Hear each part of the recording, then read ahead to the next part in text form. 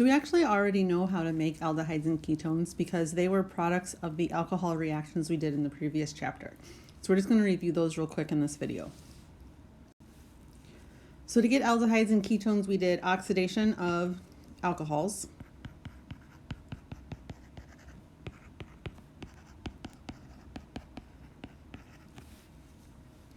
So if we have a primary alcohol,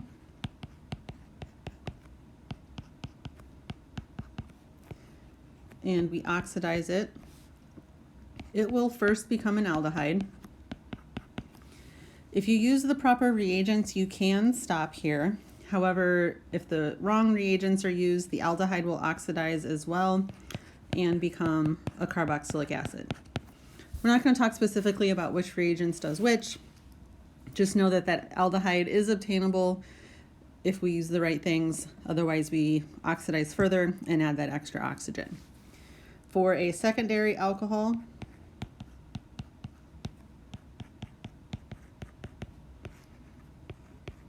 it will oxidize to a ketone, and that is where it will stop. So a quick specific example,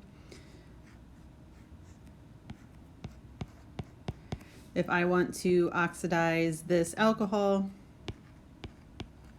I see that the carbon it is attached to two others, so it is secondary, which means we are going to produce a ketone with that carbonyl in the same location as the alcohol.